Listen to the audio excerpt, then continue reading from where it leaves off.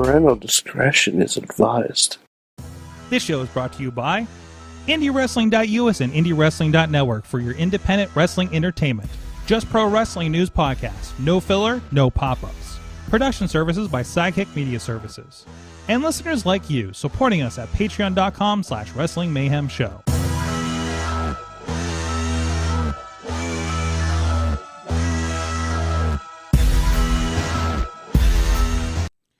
It's the Monday Mayhem Warriors. I'm Mike Sorg at Sorgatron on the Twitter here in the Sorgatron Media Studios in Pittsburgh, Pennsylvania. Ready to talk professionalized wrestling with you. Mad Mike is on vacation or in hiding from Brandon K after Twitter last week. I don't know. Draw your own conclusions. But with me, he is a contributor to WrestlingInc.com. That's really cool to be able to say now. Mainstream Matt is with us, and I think he made a little bit of noise today with some of his writings going on over there. I don't want to brag too much, Sorg, but there were spreadsheets, there were calculators, it was intense, it was super nerdy, and I can't wait to talk about it. We'll talk about that in a moment. In the meantime, please go check out everything at WrestlingMayhemShow.com. And, of course, we are live here every Monday night, shortly after Raw. Not really. We're about a quarter after right now, but it's whenever we can get around to it. Depends on how much anybody needs to recover from Raw, I suppose. And, of course, please follow everything. And please follow our Patreon at patreon.com/Wrestling Mayhem Show. So let's get right into it. Wait, first of all, Mike's not here. But I understand you have a Mad Mike style segment that you prepped me for. Sorg, I'm so excited because this is a rare occasion. I've got a Lego update, and not just like BS Legos that I just built here in my own basement for like funsies. I'm talking about like a real set with instructions and everything that I meticulously put together because I was just in that kind of a mood. But I don't know if you heard about this or not, but I wish that Jeff Goldblum was my dad. So I had to buy this Jurassic Park thing because it came with the Jeff Goldblum figure. Yes! Poor Jeff Goldblum looks old as hell. They gave him gray hair. This poor man. So I might have to find him some I don't think it was that proper black hair. I don't think it was that gray in the movie. Yeah. So, but anyway, it came with this awesome contraption here. I got like a dinosaur catching machine here. I got like a car. I got a little car. And it's got like a dinosaur trailer. You like catch them on here. Okay. So, all right. And I got this it came with a spitting dinosaur. Remember this guy, Sorg? Yep. Remember this guy got Newman in the movie? Remember that? Got Newman? Remember that? And he makes a comeback in the new one. Spoiler alert. Really? That's not possible. Give me a break. Am I talking about the spitter or am I talking about Newman? I don't know. I'm not going to say. Oh, good point. Good point. Hey, we got a movie to talk about tonight, too, if we want to. So yes, we do. Yes, we do. There's so much to talk about. And how I There's missed a quick part Lego of, update. Mad Mike, we miss you. And so, you, enjoy Hawaii. You can fill me in on the part of Thor that I missed. It's all a blur, but I'll try my best to remember what happened while you were getting popcorn or what you were doing. I had the wrong time for my ticket in my calendar. And showed up late. You don't show up 15 minutes early so you can watch Maria Menounos or whatever? Oh, I thought I was showing up 15 minutes early, and then I ended up being 40 minutes late, which means I was 10 minutes in the movie because there's a half-hour commercials. So, but anyways, we'll get into that in a little bit. So is this you or the kid, or is this just you with the Jurassic Park? What? Who's into Jurassic Park? Yes. I mean, I'm into Jurassic Park. I think Jurassic Park is fantastic. I just didn't know if this is... I've rarely been disappointed by Jurassic Park. I think it's an underrated franchise with a well-connected lore. Did you pretty decent canon. Not very underrated. Did you watch the new one? I haven't seen the new one yet. I can't get out there because my oldest child refuses to go. Really? Why? Sorg, I got this kid that I got my oldest, my 15-year-old. I got him to Thor. No complaints. Happy to be there. Yeah. I got him to Minions, obviously, because that's basically for my kids and their generation. Minions is their Star Wars, Sorg. What? This is all they care about. This is their thing now. Minions are the Star Wars. Yeah. This is that the hurts. movie. When my sons are old and gray like us, they will still sit down and watch Minions when they're old, because this is their movie. This is the movie they share, the movie they will always watch and laugh their ass off at. It's their thing. It's for my sons, it's their thing. It's going to be their thing forever. And fortunately, they will be making Minions movies till the end of time, so they'll have an endless supply of good old-fashioned, I guess, slapstick you're nonsense to enjoy. I did throw on the 1985 Transformers just for like a comfort nap time earlier today. So yeah, I get it. Similar thing. Yes. Yep. So also nap time. You and me, we would stop in our tracks for that movie every time. So. You know what happens when my wife's away? I take more naps. That's what I discovered over the last 2 days. What is so that? relaxing? I don't know what it is. It's just like I'm sure you're the same way. When like the kids and the wife are away, you're just like I'm getting a nap. I'm getting a midday nap, and by the way, I feel great. So I walked 2 miles today. I took an early evening nap, and I feel great for this show. Hot damn! Look at you go, living your life. That's all right. That's right.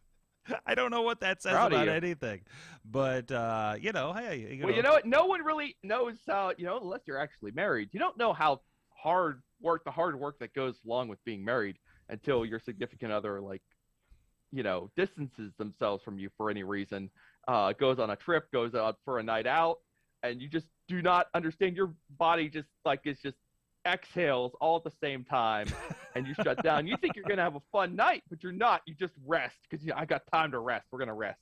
Mm-hmm. Unless she tells you to do something while she's gone, then you got to get that shit done. Okay. Anyway, speaking of getting shit done, one of us watched Raw tonight. The other one was editing wrestling shows from the weekend. One of us had a joyful wrestling viewing experience. The other one watched Raw. And so... Sorg, every once in a while you have one of these episodes of Raw. Mm-hmm. It gets really wild. It doesn't get really wild, perhaps. Like no one's going to be talking about this episode of Raw in like a week, perhaps even tomorrow. But it's one of those episodes of Raw where things happened where if I tell you about what happened, and for the benefit of everyone watching, I am about to tell Sorg what happened during this show, people will kind of like not be 100% sure that you're totally telling the truth about what happened on Raw. Okay. So we'll try to have some fun with this, but I'm not playing any like two truths and a lie game here. But let's just race through this, and I'll tell you what's going on here. We opened with Brock Lesnar because bro's got a plane to catch. He can't be hanging around all night. This was basically a pointless segment. He said some things about Roman Reigns. Paul Heyman came out. They said some things. Brock bragged about slaughtering hogs on his farm up in Saskatchewan, where he lives. I believe that's where he still is. Theory came out with his briefcase to talk about Theory, Money in the Bank stuff. You know how this goes. And then we get who will be the sacrificial lamb for Brock Lesnar, because he's got to beat up somebody, Sorg, right? Yeah, got to give the people what they want, right? Got to give the people what they want. He's got to beat up somebody. And on this night, the Alpha Academy were selected to come out. And the entire Alpha Academy. The entire Academy was beaten up. Okay. Yeah. Brock Lesnar F5'd Otis through the announce table. Oh, jeez. Just make sure you're paying attention to that one. Finn Balor and Damian Priest are still trying to recruit Dominic Mysterio. What an interesting choice for a prospect for the Judgment Day, but they are still at it. Then Finn and Rey had a match, and Sorg, you will not believe this. Finn Balor beat Rey Mysterio clean as a sheet with the coup de grace. Whoa! Here on Monday Night Raw. And then Balor and Priest continued to tell Dominic that they should join them because his old man is washed up, Sorg. You got to get with the new. Ditch this loser, right? Right. Okay. Bianca Belair defended the Raw Women's Championship tonight, Sorg. Okay, cool. Against? I got the email against Carmella. Against Carmella. Which is a rematch from Money in the Bank, I believe. Correct. Carmella defeated Bianca Belair, Sorg, via count out, thanks to the timely distraction by Becky Lynch It was the old Bianca was just, you know what? This was a far more competitive match than they had at Money in the Bank. Carmella even had a very nice reversal for the KOD. She reversed the KOD into an X Factor for a near fall toward the end of this match. They spilled out to the floor. Becky Lynch was there the whole time. She did an entrance and a promo and everything. You may be surprised to hear this, Sorg, but Becky Lynch wants a title match at SummerSlam. What? This may surprise you. Yeah, but she's angling for that. Anyway, it was the old Bianca Belair throws Carmella's dead body into the ring. Referee's like, 6, 7. Becky Lynch comes into frame. Belair's momentarily paralyzed for 3 seconds. She gets counted out. That's it. I don't know where this is going. Presumably, another Carmella Bianca Belair title match. I know you're looking forward to it. Yay. Are you looking forward to it? Okay. Yeah. Miz TV with his guest Ciampa, which was a little bit about Ciampa and also a lot about Logan Paul. But you've seen this whole thing before. Logan Paul's going to be on Raw next week to once again tell The Miz he doesn't want to be his tag team partner anymore, and The Miz will probably insist that they tag up again anyways. This is going in circles. Tiny balls is not a thing. We're not making this a thing. The Miz and Ciampa versus AJ Styles and Ezekiel. This ended with a victory for AJ Styles, and Ezekiel defeated The Miz and Ciampa due to the classic disqualification for kicking too much ass. Ciampa broke up. AJ Styles had Miz in the calf crusher.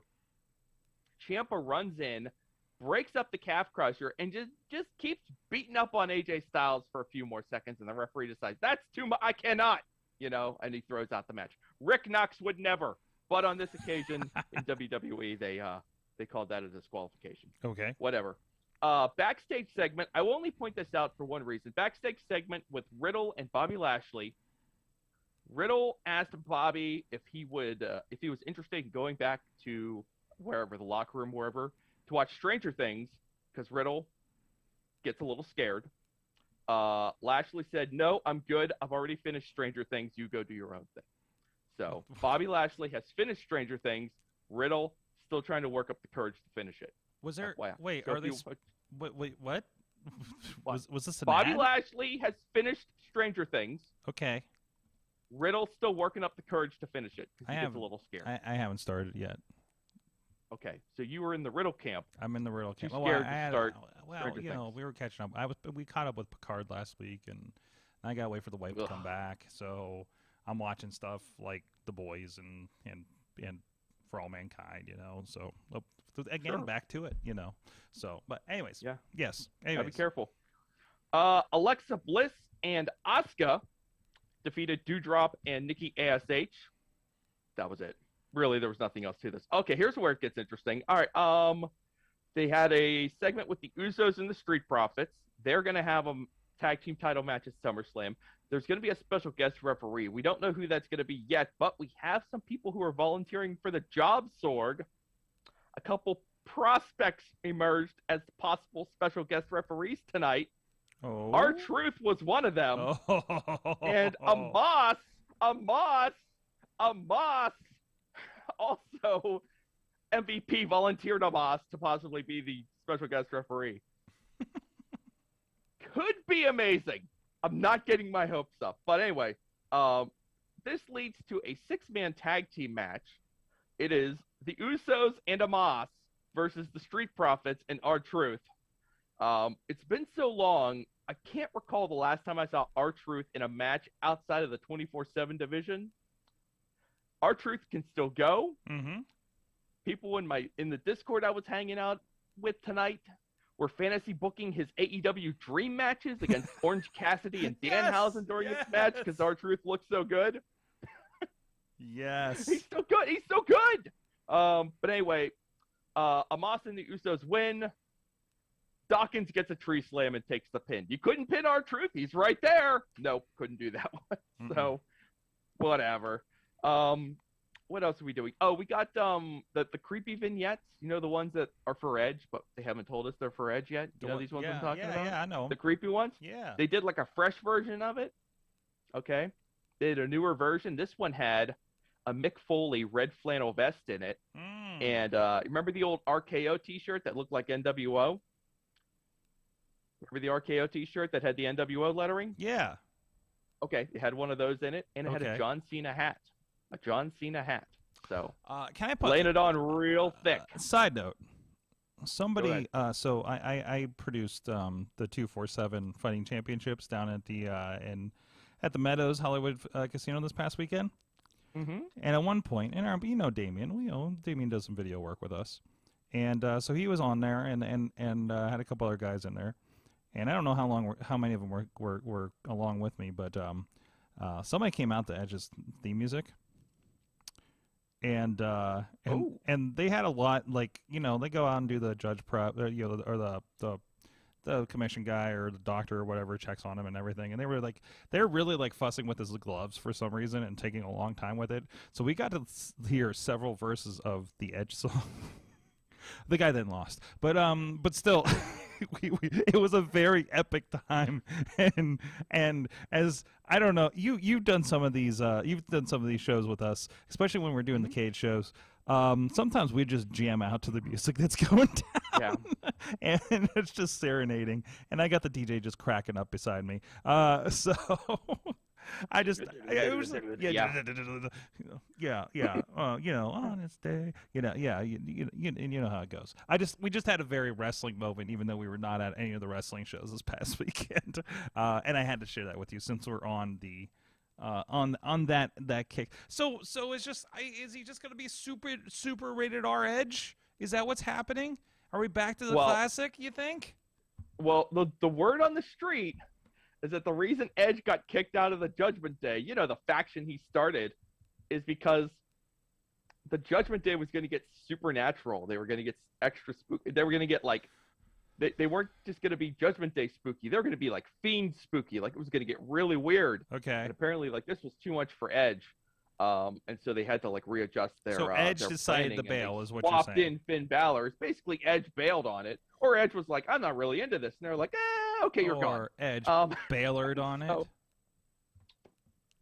I guess so, sort of.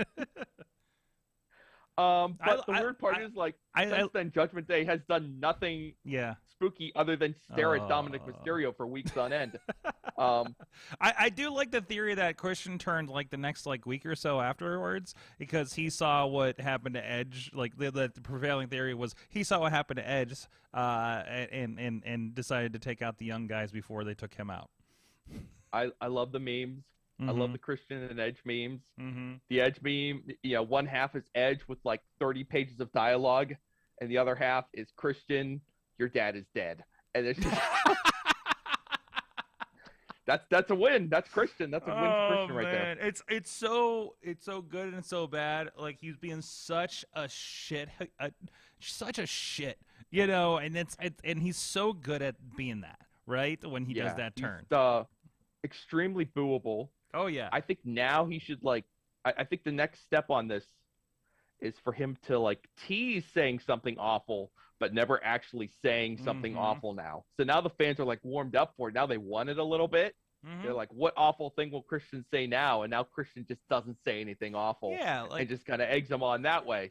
You got to take this thing to another level. So we'll see what he can do. Exactly. Because you can't get cheered. Don't get cheered, Christian. I know he knows how to do that. He's so good. He's amazing. Those promos the last few weeks have been really, really good. I know some people were like tugging their collars a little bit. I loved it. But that's fucking wrestling. Jerk. Yeah, that's wrestling. Is going there, and some people feel like there are certain things that are sometimes there are things that are taboo. Off limits, sure, but like the more real and the more push the envelope, the more real it is, the more you get a reaction. Hence, MJF before whatever the hell happened, and it just like that's wrestling. Like that's it though. So and to be going off on something like this, that's too far. It was like, well, wrestling's been pushing envelopes for forever. Like that's just. That's part of what we love about it, even when it makes us cringe sometimes. It's what we love about it. So anyway, the only thing I'll say about this, and specifically about invoking Jeff Hardy last week. I was more uncomfortable with that one because I think it was too real now. Without knowing where Jeff is right now and whatever journey he's on, I think it's wrong to invoke his name on television because I think it sends the wrong message to him. You know, that hey, this is just part of the game. You mean I don't think you mean like when Sheamus had fought him in a bar. Yeah, that too. Yeah. Because I think when you do that, it almost kind of like, and I'm no expert on this either, but I just feel like, it specifically sends the wrong message to him that it's okay. We're going to use this as a storyline. And I think this thing with Jeff, on Jeff's part, needs to be taken extremely seriously. So I think anything that implies that, this is water under the bridge is not good. And I think that kind of sends that kind of a message. No, absolutely. Let's finish our Raw recap. Sure. And, because I only got one more match for you. We are flying through this thing, and I'm so proud. Good. Main event. Yes. Bobby Lashley and Riddle versus Seth Rollins and Theory. Fine match, about what you would expect from all four of these extremely competent to extremely talented wrestlers. Sorg, suddenly, they're brawling on the outside. It is clearly time to go to a commercial break. You know how to show the feel of a Raw. You know when the break is coming, right? Right. So they're brawling on the outside, and I'm like, here comes the commercial break. Suddenly, music plays in the arena. And without warning, anywhere else earlier in the show or anywhere else that I had seen tonight, Dolph Ziggler's music plays. He enters wearing a suit, all right? And they're like, oh my God, Dolph Ziggler's here. Fade to black. You know? What? And I'm like, okay, all right. I wasn't prepared for this. You have my attention for this meaningless tag team match at the end of Raw. Now Dolph Ziggler's here, fifth wheel. He sits down at ringside, just hangs out, just sits and stares. He's not on commentary. They do the match.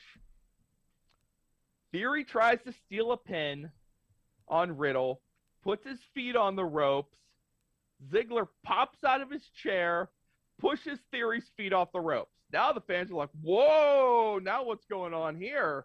We've got some interaction. Also, it's okay to cheer Dolph. It's okay to cheer Dolph again, which everyone's excited about.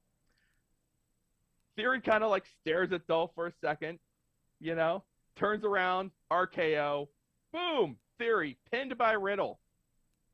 Okay, now what? Now what, Sorg? I'll tell you what happened next, since you're not answering me.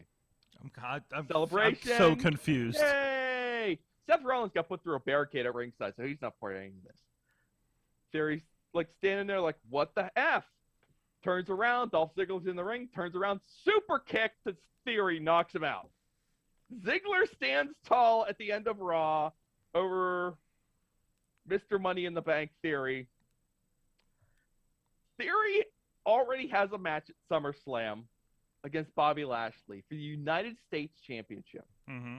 Theory spent portions of SmackDown last Friday and Raw tonight stirring things up with Roman Reigns and Brock Lesnar. What in the blue hell is he doing starting something with Ziggler? What are we doing, Sorg? And you know what? Sometimes I ask that question and I'm flustered and I'm upset. Not this time. I'm just like, I don't know what they're doing.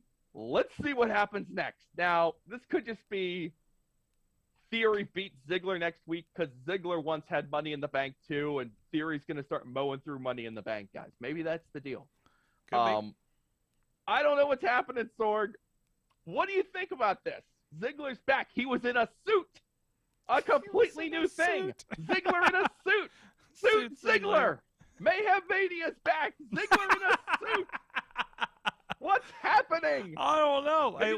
Maybe the chat has a feeling on this. They're like, hey, what is going on with Ziggler? Let's brush off Ziggler. He hasn't done anything since that random NXT run a couple of months ago. Yeah. Right? That's the last time we saw him. I mean, maybe they're finally subscribing to like let people cool off and bring them back because we're so tired of seeing the same people every week. So it's probably a mini feud to get us between here and SummerSlam. So he's against Bobby. Maybe Bobby. Sorg, SummerSlam's on. You know what? I haven't hung up my calendar yet. I'm sorry. SummerSlam is in 3 weeks.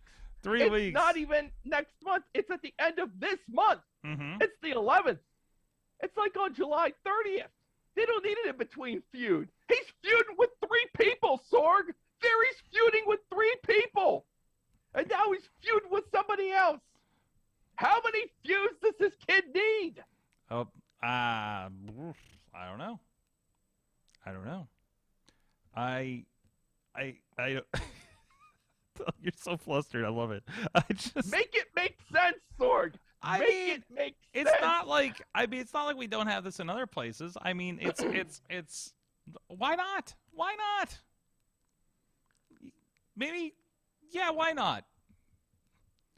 Also, Bobby Lashley and Riddle is such an interesting team. I mean, this is almost as confusing as why are we setting up another title challenge for Carmella when there's 3 weeks until SummerSlam? We got to get this Bianca Becky thing set. Come on, Sorg. Yeah, exactly. Are they good? They ain't doing no 3-way, are they? Yeah, I got nothing. It's weird. It's real weird. That's Raw. It was packed with in-ring action, unlike other WWE programming.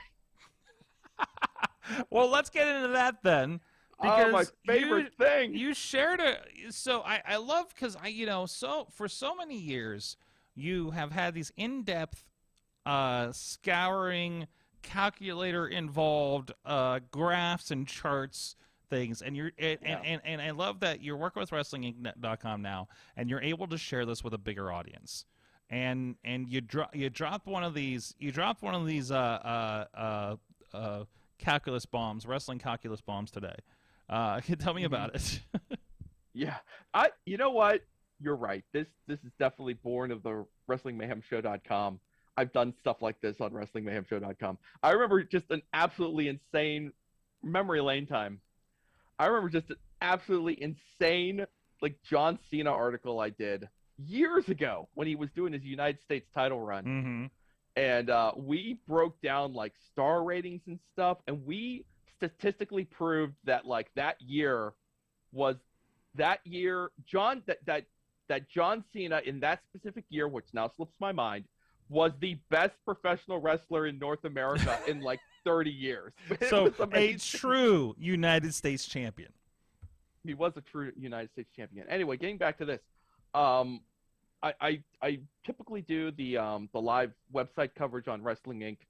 for the Smackdown and the Rampage. So I'm always there. I'm typing every word. I'm trying to document every single move, every single thing that happens during the show, as I also do for Raw on Monday nights. And I couldn't help but notice that on Friday night, man, SmackDown was really light on in-ring action. They were I want to say they were bait and switching on some of the matches, but there were at least 2 matches that were literally advertised going into a break, and they would come back from the break, and the match did not happen. What? I mean, stories, Sorg. They're just telling stories, so... Making movies, pal. Making movies, pal. Anyway, the bottom line is that it was really light on in-ring action, so I kind of got curious, and I'm like, let me check the old cage match over the weekend. Let's see what we can find out about how much wrestling there was on this stupid show. And the article, if you want to read the article and dig into it and see the graphs, if you're on an audio, it's WWE Smackdown features surprisingly little in-ring action over at WrestlingInc.com. That's the title. And we'll link that, of course, as well. So we did the calculus on Friday's Smackdown, and this thing came in at total cumulative match time for Friday's Smackdown, 13 minutes and 40 seconds, Sorgi, for a 2-hour broadcast. Okay, now, as some of the commenters on this article have been saying, well, this is WWE. Well, remember the Attitude Era? They never had matches this long. Okay, you're kind of right, but you're also kind of wrong. Because if you look at the chart that I attached to this article, you will see just how massive of an outlier Friday SmackDown was compared to other SmackDown episodes. Here's the chart. Look at the one on the left. That's Friday's SmackDown. Look at everything else. That's the rest of the SmackDown episodes this year. All right? This year's SmackDowns. Nothing's even close. Nothing is even close to 13 minutes and 40 seconds of in-ring action. In fact, if I was going to guess like what the average is, I would say the average like 30. Yeah, it's somewhere like 27, 33 minutes. I would guess. I didn't bother to do the averages because averaging time sounds stressful, and I can only do so much math in one day, Sorg. Come on, man. We couldn't. So there's not even another single episode of SmackDown all year that had a cumulative match time below 20 minutes. So this is, and we're at 13 minutes of match time, Sorg. No other episode of SmackDown had been below 20, and there had only been 3 other episodes that were under 25 minutes. So that's how far out into left field this episode of SmackDown was on Friday night. So I don't know what it means. This is not some anti-WWE arguments. They tell stories. Sometimes he tells stories during a match. Sometimes he tells stories not during matches. And like on SmackDown, I mean, they were doing some storytelling. They were doing what they were doing. I don't know why this happened, and perhaps we'll just go back to normal on this Friday's SmackDown. I'm guessing we probably were, but this was really weird. And I mean, there were matches on other shows this week individually that were longer than the total match time on SmackDown. And like I said, like, Sorg, I even made a mention in here, like, you know, some of our fondest wrestling memories have nothing to do with a match, right? Mm-hmm. You know, we have memories of, like, you know, beer trucks being driven into arenas, or, you know, vehicles being destroyed, or guys cutting promos on each other, or snakes biting arms, you know, stuff like that, you know? Right, but what's the most talked about thing right now? What's the most talked about thing in wrestling right now? I don't know. I think it's AEW and the matches they're having. I think for a certain portion of the pro wrestling fan base, that is what they want and what they enjoy. And I enjoyed watching, you know, Eddie Kingston and Konosuke Takeshita beat up on each other on Friday night on Rampage. That was a lot of fun. I liked Orange Cassidy and Tony Nese. But, you know, I also was kind of looking forward to watching Drew McIntyre and Sheamus beat each other up for 15 minutes on Friday Night SmackDown, and that didn't happen. We got like 2 minutes of Drew McIntyre beating up Butch. That was the main event of SmackDown. They switched it up on us. And then even, like, how much are they getting, like, you know, there's some dark matches, but they're not, are they filming main event at SmackDown still? Like, is there other action happening?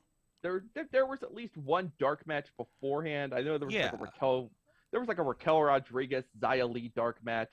Okay. Last Friday. Usually, and I would assume they did something afterwards. Yeah, but still, yeah. I mean, that's a lot. and like for people viewing at home, you know, this doesn't necessarily matter to us. You know, we're just watching, and we'll, you know, find something to do with ourselves. But Sorg, you've been to wrestling shows before. There's nothing worse than sitting around for 10 or 15 minutes waiting for something else to happen. You know, the breaks in momentum during a WWE, you know, Raw or SmackDown broadcast for the live audience are tough. Really painful. Yeah. Like, objectively, I'll tell you. Yeah. That's one of the really great things about the live experience at AEW. When you go to Dynamite or Rampage, they don't stop. They just keep rolling people out, and you lose any comprehension of whether you're in a commercial break or where you are, or what you're like, are we in a break? What's happening? You know, every once in a while, like, Justin Roberts will address the crowd, and you'll be like, we must be in a break. I didn't know we were in a break, but I guess we are. They do that a lot. It keeps the energy of the crowd alive. And one of the things that AEW does that I think is far superior to what WWE does and how WWE treats their live fans. They just kind of like, they just let these, you know, whatever, you know, because they'll just, you know, they pump audio in also. So does it really matter? Just get some people in the background. I don't know. Like I said, it was a noteworthy outlier. It was true. An astonishingly low cumulative match time for SmackDown. I hope they'll go back to normal this Friday, but it was really weird. and like I said, but then like to see people commenting like, you know, blah blah blah, like late '90s Nitro. I'm like, you know what? I rarely go into the comment section for my own article, but on this day I did. And I'm just like, I'm putting out like bounties. I'm like, find me the episode of Raw from the late '90s or the episode of Nitro from the late '90s that was averaging a 6 to 7 minute cumulative match time per hour, and then we can have a little chat about how this is nothing new for WWE, because this was something very new. This is not something we had seen before. You remember hearing like these wild stories about how maybe this was true, but like these wild stories about how like Vince Russo wanted to do an episode of Raw where there would not be a single match on it. Like it was almost like a challenge for, you know, trying to figure out if you could book this thing and make it a reality. Like they got close. I don't think they've ever gotten closer to that goal than they did on Friday night. They nearly got to the 0 match wrestling show. Well, first of all, I'm sorry, I started reading the comments too. Who goes on a wrestling website to tell everybody that wrestling is fake? What the fuck is wrong with you to do that? First of all, sorry. I'll tell you what, that's how you get a lifetime ban from wrestling. That's exactly how that happens. As he sips his Bud Light. It's kind of day he had. But I enjoyed this one. I'm gonna agree with Freedom over here. It says good. It should be 2 hours of maximum male models. I love maximum male models. It's pretty fit. I didn't watch the one this last week, but I just want to like, yeah, it's so over the top. It's so ridiculous. But man, those two are going for it, and I love it. Week 1, not this past Friday. I thought they were a little bit off this past Friday. The debut week 1, with McAfee on commentary, that was one of those segments, and you know how good it has to be for you to do something like this, Sorg. That was one of those wrestling segments where the next morning you're getting your phone and waiting for your wife to get up in the morning so you could show it to her. You'd be like, watch this. Watch Maximum Male Models, wife. Watch this wrestling. This is awesome. This will blow your mind. And then they're coming out there with their stupid characters and their lowercase letters. And I'm like, I see them come out, these spellings that they flash on screen for Marseille and Mansoir. I am like flipping off the television screen. I'm a recapper, Sorg. I can't be fishing for the O with the 5 underneath it in the middle of this. I don't know where that key. I don't know how to find that. What am I supposed to do? What am I supposed to do, Sorg? I don't have those characters on my keyboard. I'm a stupid American with my stupid American alphabet typewriter here. And I don't know where to find the O with the 2 dots over it or the caret over the A. I don't know where that stuff is. I can't find that. And this illustrates. So I have to. What I have to do, I have to put Americanized Mason Mansoor in my recap. Then I wait for a commercial break. I go to WWE.com. I copy paste their stupid ass spelling of their names now, and I have to copy paste it in there to replace it the 3 or 4 times I type it in. So it's accurate, because I'm a psychopath, and that's how I roll. And this illustrates the whole reason why I veered off of writing for professional wrestling or anything like that, and just podcasting. So they did this to hurt the recappers. They deliberately put those names on TV to hurt people like me. I was their target when they came up with those names. They didn't have to do that. They did it to hurt me. So triggered. They did it to hurt. It was a personal attack on me and all other recappers. And we know you did that to hurt us. We're not happy about it. Mansoir. I love it. My son, Mason, loves it. Howling with laughter every time they do it now. Fantastic. Max Dupree is great.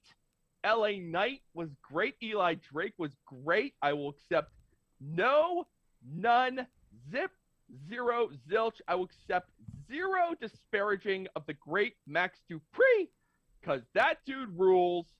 He is ice cold on the microphone. He can do anything on that mic. The man. Mansoir and Marseille. They're good too. So awesome. It's stupid. Sorg, how long until you think this thing runs its course? I don't know, man. I can't. I have no prediction model for WWE anymore because nothing makes sense. Like not like what they let go, what they drop. I mean, it hasn't for a long time. But like what works for them, other than obviously the whole Ezekiel thing. Do we have anything with Ezekiel this week? Ezekiel was in the tag match. That's right. With AJ Styles. Styles and Ezekiel beat The Miz and Ciampa via disqualification. Okay. All right. Like when they started Ezekiel, that was a very shallow joke, right? But then Kevin Owens got his hands into it, and it became something much more, and it grew because that very easily could have lasted 3 weeks, and it's on whatever, right? Main event, gone forever. And so, like with these guys, you just don't know what's going to happen. Like you don't want the fans to get too behind it, because then you're running into the Fandango danger zone. You know what I mean? Yeah. You don't want to, because it can't get too hot. You don't want to get too hot, because then you're in danger. Yeah. Then you're like I said, then you're in the Fandango zone and you're in danger. So you just want to be just over enough that you stay on SmackDown every week, and you get to keep coming up with collections, and then hope to God eventually put these guys in a match, and then pray to God they can actually deliver when they have a match. Well, I know Mansoor can do it. I'm not sure about Masay yet. I don't know if he can do it in the ring. I mean, I know Mansoor can deliver it. Charisma. I know he can handle himself in the ring. He can do this. Masay is the one we got to worry about. That's all. Well, speaking of being in danger, you filmed RWA this weekend. Oh, Tina, that's a great idea. I'm sorry, I got distracted. Tina wants NXT UK's Ginny to debut with the Maximum Male Models. They're taking applications for new people. You should. Oh, are they? You should submit your full body shot to MaximumMaleModels.com. You know what? You know what? See what happens. Walking Wild started as the Filipino supermodel in his early wrestling career. Maybe he should apply and become a part of that. When are they going to bring back Rick Martel? Oh, jeez, yes. If this thing has the legs, they can bring him back. Oh my gosh! Yes. And we could do like a variation on $1 Million Man showing up in NXT to help Cameron Grimes or. So, anyways, whatever. You had an experience at RWA this weekend. I got to edit the first match, which ended up being the championship match. Out of nowhere. What a night of independent wrestling action. What the hell? I heard about that. I watched that already. I'm going to get through, hopefully, the rest of the edit tomorrow. It is classic. What do you say? Like classic RWA booking. That I'm telling you, Sorg, that RWA main event booking is airtight. Airtight. It's like, and there's like six it's people like a involved. Renaissance artist creating something in front of your eyes. You just can't believe that this thing just it revolves like the moon around the earth. It just keeps going and going. You're like, this thing can't go another month. They can't go another month with this. And they just do it again. They do it again. You're just like, damn it, they did it again. So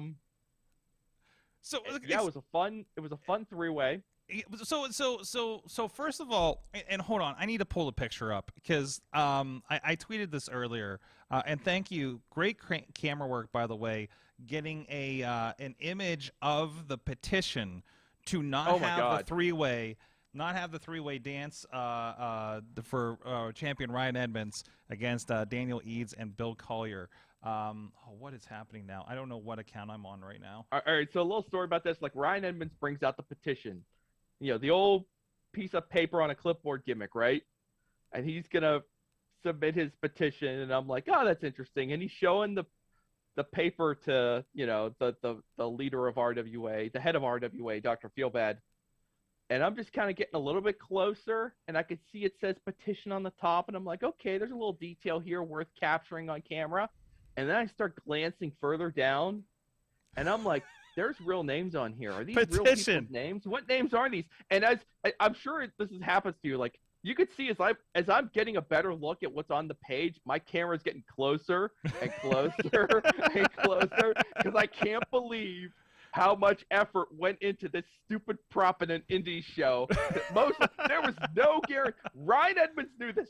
There was no guarantee anything on that paper was ever going to be seen by anybody because it ends up being destroyed. Yeah. It gets destroyed at the end of the segment. No one was ever going to know all the work he put into this thing. But thank God for him that I was there because I am a friend of Ryan Edmonds, as you noticed during the match. Well, you haven't seen the whole show yet. No, I haven't yet. I haven't yet. No. So this thing for those on audio, it says and I retweeted it. It's on my account on Sorgatron, and it's also to we retweeted at Mayhem Show. RWA petition, unfair triple threat. Edmonds doesn't deserve this bullshit, and bullshit is a different color and underlined. Signee 1, Ryan Edmonds. Signee 2, Ryan Edmonds' mom. Charles Manson, Peyton Manning. What's that? Mary Beth. Mark and Shania Twain is on here. Mark and Shania Twain, Sorg. You with me? Yeah, I'm with you. Jeez. This is a level of comedy. 50 Cent, John A. Hill III, Serena Williams, Cher. This is a level of indie. Dog the Bounty Hunter. Level of prop comedy at this level should not ever be attempted on the independent level. No. Like, this is ridiculous. Like, what made him think that this joke was going to get through? But it did. So...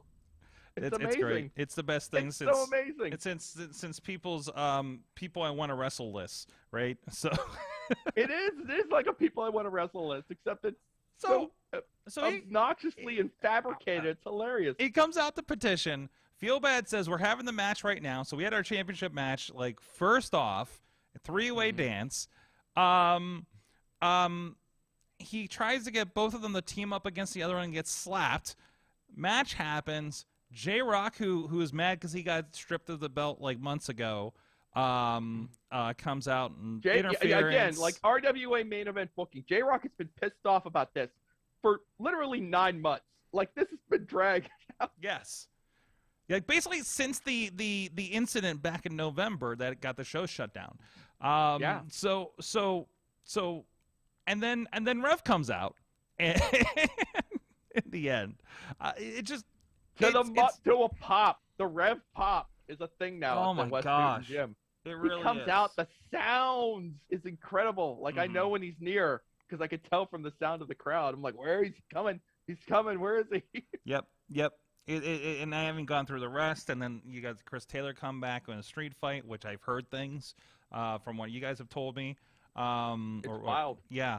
What Riz has talked about it. So it's another freaking level. I'm looking for evidence. Supposedly the chair got thrown out of service dog.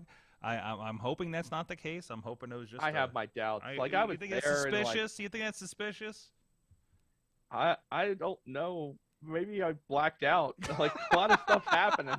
So well, maybe it was a different interaction. There was a service dog there that was like, I don't know. Like, I think Ryan Edmonds was having a debate with the dog. At one point, and I'm kind of like, Ryan, leave the dog alone, man. It's working. That's a working dog. That's right. That's right. Yeah. Don't bother him. Leave the dog alone. At work. But he's a heel. Yeah. Not letting service dogs work. Is there a bigger heel move in the world? I understand that there is a table. There is a I am the table moment. Pretty bad. Oh my God, is there ever? Don't be a table trying to stiff a couple of classed out independent veterans, because they will break you one way or another. They were never, that table was not leaving that gymnasium, Sorg. Not in one piece, at least. They were determined. The determination, like, they could have walked away, been like, we're done. Nope, because they are top class all the way, and that table had to pay for what it did to them, and they made it pay. It took them 5 tries, but they made that table pay, Sorg. God. I would have grown when I'm editing this. That table got what it deserved. That table got what it deserved. Oh, jeez. Good stuff. That's RWA Aggression. It'll be up here on the network and everything, and all the places on IndieWrestling.us. Also, the Ryse Rumble, including Delirious. I haven't seen a Delirious match in, like, it has to be near 10 years. I don't think he's been in the area for a decade. So that was cool. He against Tony Johnson, friend of the show. And of course there was a Royal Rumble. kind of situation there. It was legitimately a 30-man or a 30-person, we'll say, Rumble that they had. It was pretty incredible. So that's actually processing right now. We'll be uploading it overnight. The VCW show from Father's Day, I was that behind. We're finally caught up, is up now. That includes the other most danger I've been in for a while with the 3-way fans bring the weapons match. That's how Zeke got hurt. Yeah, it was pie was everywhere and thumbtacks and a lot of craziness going on over there. But that's up there as well. Did you get a chance to talk to Delirious at all? Oh no, because I wasn't at the show. Because everything was the same night as 247, so I was down in Washington handling that. So singing Edge's theme song. So here's a fun one. A son, nephew of I believe Big Bully Busick was one of the fighters. Nice. And they called out. He was from like Akron or Streetsboro or something. They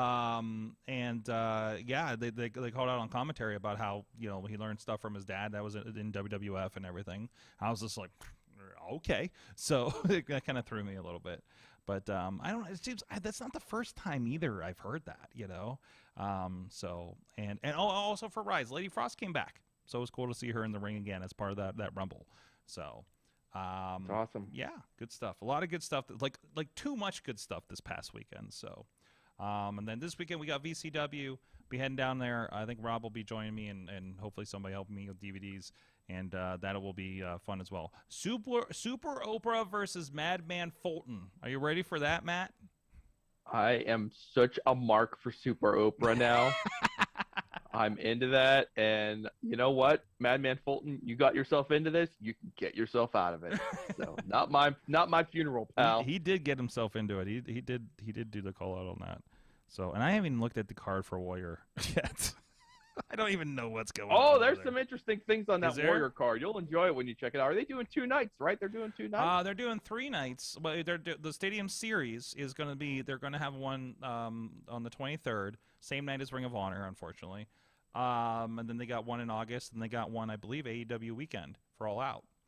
So, and that's the one that's in the football field, and going back out to the middle of the football field, and that's I've done. Well, I mean, they'll be able to pack him in this time, right? Yeah. So, yeah. That's why I was kind of wondering: are they going to spread them out still, or are they just going to put some chairs out there and do it normal? You know what I mean? I don't know. I actually haven't heard. My production meeting will probably be next Wednesday, where I'll find out the answers to all these questions and more. So just be happy you're getting a production meeting, okay? So I know, right? I've started demanding a production meeting 2 hours before bell time at MMA shows. So that is a good plan. But then so in my experience, it has served us well. Yes, so yes, absolutely. A lot easier than chasing down the booker before a unspecified indie show and trying to figure out what's going to happen. Which one was that? But you know what? The good thing is that in my dealings with the wrestlers, they just want to, we just want to capture the performance, make sure nothing gets lost. Mm-hmm. We don't want anybody taking huge risks and then not having any video of this great event. Yeah. So, I always like to make sure that we just kind of catch any kind of, is there anywhere we should be specifically for this? Yeah. But for that street fight, I had no clue what was going to happen during that street fight. So that's why we're all over the place. But it's just a one-on-one street fight, right? You would think that'd be simple enough, but it got complicated real fast. Have you screened? Did you screen the entire hard cam? Mm-mm. Or did you just upload it? I just uploaded it cold. So you didn't see me race down the ring apron to try to escape? No, I'll get to come back toward me. Okay, I'm hoping I get to that tomorrow. So my other podcast for the night canceled, so I got a little bit extra time tomorrow to work on it. So I'm hoping it's all wrapped up by the time it gets to shows. I'm up on the ring apron. Mm-hmm. Thinking, I'll get a better vantage point from up here because they were brawling into the crowd. They start to come back toward the ring. I'm like, probably time for me to get down before they, come up here. And I'm not, Sorg, you know me. Every time I try to interact with the ring apron, I hurt myself. So I was heading back for those ring steps. But the problem was that J-Rock and Chris Taylor were also heading back for those ring steps. So I'm like, just kind of like speeding my way down the ring apron, hopping down the steps. I barely was off those steps by the time poor Chris Taylor was impacted into those steps, courtesy of J-Rock. And I'm like, and I keep thinking, I'm like, what would have happened if I had been standing on the steps at the time Chris Taylor crashed into it? Would the steps not have moved? Would I have gone flying? I don't know what the physics of that would have been. I've never seen anybody be standing on the ring steps when someone was thrown into the ring steps. I don't know what happens. I might have shot straight into the air and gone through the roof. I might have just combusted, turned into dust, or nothing might have happened. Maybe because just my massive frame was standing on the ring steps, poor Chris Taylor would have smashed himself into dust against the ring steps. Everything worked out more or less, except for Chris Taylor. But I don't know what would have happened. But I'm glad we didn't find out. But it was a damn close call, dude. It wouldn't be an RWA show without a close call for yours truly. That's how I roll. That's my life. So when I'm running that ringside camera, the life of danger. The life of danger, being a ringside cameraman. That's me. I was kind of curious, so I pulled up the Stadium Series about what exactly was going on. I knew some of this was happening, right?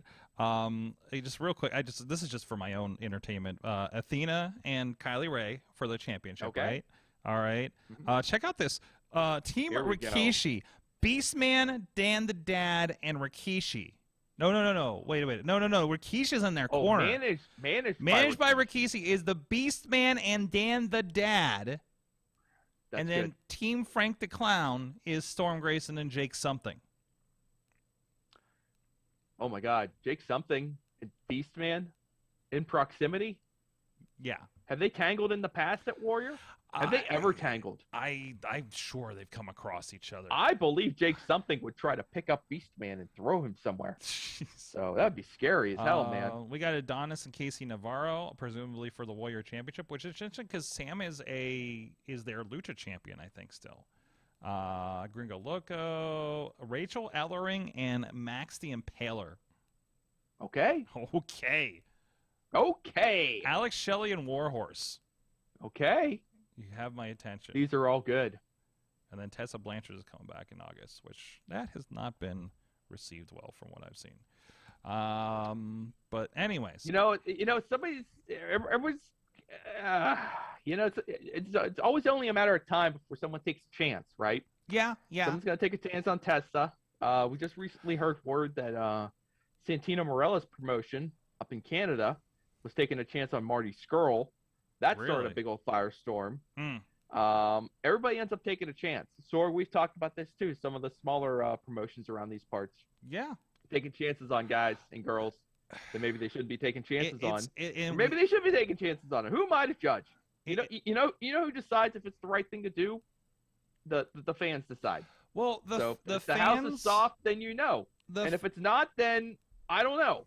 Maybe you got away with it. I don't know how it works, but it's more than just the fans though, because you have to also like it. Okay, I've said this to some people recently. I was like, when you think, I know where you're going, and I agree with you on this too. When you're talking about taking a chance on somebody that's have had some bad stuff, maybe they're trying to come back around and come out of it, learn their lesson, moved on, presumably, right? Yeah. But there's the fan reaction. Are some of them going to reject your show because of that booking? And also, and maybe this isn't a case of something like a Warrior or something, I don't know, but there's a locker room. You have to sell the locker room too. It's like, hey, people are going to buy tickets for this person or whatever, or let's give them a chance. Is that worth what it's going to do? Maybe this is a bigger thing for the smaller locker rooms. But if half your locker room are like, I'm off the damn show if you're booking X person, yeah, you have a problem. So is that hassle worth giving this person a chance? And we can say it's fair or not, but like that's the math you have to do, versus both in front of and behind the curtain. I think, in what I've seen, and I've seen at least 2 examples just in the last couple months of this thing almost blowing up in somebody's face on it. So like it's interesting. It's interesting to watch how that reaction happens. It's interesting to see what that does do to reactions in the locker room versus the ticket sales, if that affects one thing or not. But I mean, but it is the kind of thing that makes some people decide if they want to work with you again. So, but I'm not crazy about the idea personally. But I also, and I don't know if there's been a statement of, her amends or anything like that, but I also know she hasn't wrestled since the time I filmed her at their first wrestling match after the incident, whatever, everything that went down. Yeah, it's And by the way, she wasn't advertised. I had no idea she was on the show until I showed up and saw her on the card. Well, yeah. I think Tessa has chosen her path as far as how she's going to deal with everything that's come out, because it's been out for a long time. Yeah. And I guess it's just up to whether or not you have the support in the industry to get you back into the mix. Like going back to Marty Scurll, like people have been using him. He's been off to the side, like some real outskirts kind of stuff, but he's been working. Mm-hmm. He's been working. I think he's been working stuff in the Caribbean, stuff in Puerto Rico. I think he's been out in some of the outskirts of here in the U.S. Indies. Tina just mentioned Zachary Wentz has been working. Yeah, he was at the last Warrior as well. For Wrestling Revolver. He's bounced back. He has bounced back very quickly, and I think part of that is probably due to what you're saying.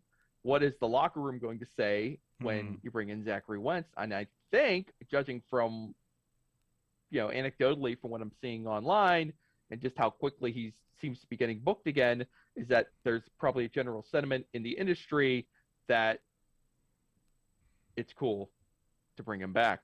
So yeah, everyone has to make their own call. But yeah, I think when you kind of you're looking at 2 things here. You're looking at what are the fans going to say and how will they react. But at the same time, possibly even more importantly, what will the locker room think and how will they react? And if the locker room's willing to go to bat for somebody, then you kind of and that seemed to be and then maybe helps you too, because if you have the locker rooms backing, maybe that filters out to the fans a little bit. Yeah, and not having dived into too much about the Wentz situation, we know he's let go not because of the allegations with Kimberly, which are muddy from what I can tell. Not that I've really researched to know one way or another, but he was let go because of the Hitler image, which he has come out and says, I was an idiot then, which is there's, from what I can tell, no other indication that there's anything but that was a one-time bullshit thing he did when he was stupid and young. But you sign a thing at WWE that says there's no stupid bullshit like that out there, and that's what got him, So, I mean, if there were further, anti-Semitic, issues with him, in recent years, then I think that's a further issue, and he should be ousted. But no, from what I saw at Warrior, everybody, from what I could tell, what I overheard, people I know, I think he was welcomed with open arms and good to see him back, I guess. I know nothing. I filmed him on I don't know, probably 3 shows total. Never interacted with him. I have nothing to say one way or another about it. But it is interesting, But I don't know. It's a sticky situation. I'm glad I don't have to make the calls on these. So. It's difficult. It's difficult to adjudicate and police and decide who's right and who's wrong. So, especially when there's in almost all of these cases, all we are left with are accusations and allegations, and and the people inside the industry have to make their decision on how they're going to handle it. Yep. And certain people are gone and are never coming back. And I think, the people in the industry know. They know, okay, you're right. This wasn't the thing to do, and this guy's got to go. And there are other people who are just kind of they're on the outskirts and they're creeping back in. And, the industry is deciding, either I don't know what the mindset is for certain promoters, if it's you served your time or if it's or what, I don't know how you make that decision. I'm glad I'm not the one who has to make it, because I don't know. Like, I don't know how you base anything off of that. Like, how do you look? I don't know. I don't know. And I do, You know, it's I will say personally, I believe in second chances that people who are genuinely, one, that did not commit atrocities of some sort, and you know, that, you know, genuinely are trying to second chance, you know. So certain things are not forgivable, but like, again, and we all have our different lines of that. But it'll be an interesting thing to watch. It'll be an interesting thing, the reaction. It'll be interesting to see what that looks like in August. And I'll be front row to see, apparently. And we don't know, like, just because I think we kind of have an unreasonable expectation sometimes that, you know, we have an unreasonable expectation sometimes that when these people who are kind of like on the outside looking in at this point, you know, that they have to go, you know, through us, through a public forum to make amends. You know, we don't know, you know, what communications are happening, you know, person to person, wrestler to wrestler, that perhaps they're putting some of these issues to rest or putting people's minds at ease. So it's hard to, because like Tessa's one of those, because the locker room came out after her, right? And if you come back, bring her in, she's like, and I don't know, this is all what we've read on fantastic websites like Wrestling Inc., hopefully, you know, about like what those sentiments are, or the tweets that went out around the allegations. So I would be concerned about what that locker room action is, and I hope that is not damaging to the promotion. So, but I don't know, we'll see. Oh boy, people give me some interesting messages, and I'm trying to respond to somebody in the chat room right now, so because I'm curious, but I'm not going to say that publicly. But anyways, I mean, we're a long ways from, this isn't over. Like, this didn't end, you know, a year and a half ago. No. You know, it's still happening. You know, that's a scary thing to admit, but, you know, it's impossible that this has been completely rooted out of professional wrestling as a whole. No, that's you know, not realistic at all. It's still happening. It's in our midst as we speak. You just don't know where it's lurking. You got to be careful. You got to keep your. There will always be scumbags in and around professional wrestling. There are, and that is becoming less acceptable. And I'm more thinking promoters, probably off the top of my head, and bad trainers and people that take advantage of people. Like, and some of them are still out there doing things, and they've been like, just they have a whole new round of people that don't know how bad they are yet, until they have their interactions with them, and things turn south. But like, I think wrestling as a whole is better because it is now okay, seemingly, to not put up with this bullshit, you know, in a lot of promotions. But anyways, and if you want a lot of more interesting opinions on that and kind of more call-outs, go check out the Sunday sessions we did with Ronnie Nicole back in February, because they touch on a lot of that. And of course, you know, they talk about things that I wouldn't even imagine being an issue in locker rooms and training in professional wrestling, that is just unfathomable to, you know, me and Matt, because we're me and Matt, let's be honest. But anyways, I think that's enough of that. I'm afraid we'll go another half hour if we talk about Thor. We can hold it till next week. Yeah, I might Mike to get back. Let everybody go watch that's it. Right. I might go see it again so I can catch the first 10 minutes, which seems to be just a Guardians of the Galaxy mini movie. So yeah, Guardians of the Galaxy Volume 2.1. That's right, exactly. The opening of the movie. So, it was interesting. Boy. But yeah, overall the movie was it was a lot of fun to go see. I took the kids; they enjoyed it. Enjoyed just about everything. Plenty of action, lots of fun, lots of laughs, good times. Not putting it over Ragnarok or anything. Let's not be silly. No. It definitely was as good as Ragnarok, but it was very fun, very fun. So, but anyways, thank you, everybody. Thank you for joining us. I know we got a little deep there at the end. And let us know your opinion, too. I mean, I'm really interested to hear out what anybody's thoughts on this, about, you know, even whether, you know, Tesla at Warrior or you know, Marty and Santino's promotion or anything like that. I'm curious your thoughts on that. Please comment on the video or in the group or on our Twitter or something like that. Yeah, let's open the conversation on that. Thank you, everybody. I'm at Sorgatron if you want to hit me up directly. And also, he's at WrestlingInc.com. Mainstream Matt with 1T on the Twitter. See you around, everybody. Who knows where I'll see you next. See you again. Thank you for everybody that's joined us. We'll see you guys next time. Tomorrow we'll be live at 9 p.m. Eastern Time on all the Wrestling Mayhem Show and IndieWrestling.us channels with BC Steele, who I believe will be in the studio, and we may have a secondary special guest. I'm not sure. There was a threat of that happening, so we'll see what happens there. And I'll ask him why. I'll ask him why. I'll ask him how his relationship with Warhorse is after this weekend. Things got a little sticky at Ryse. We'll see you guys next week. Tomorrow. Mayhem out. Stay tuned for Silk Stocking.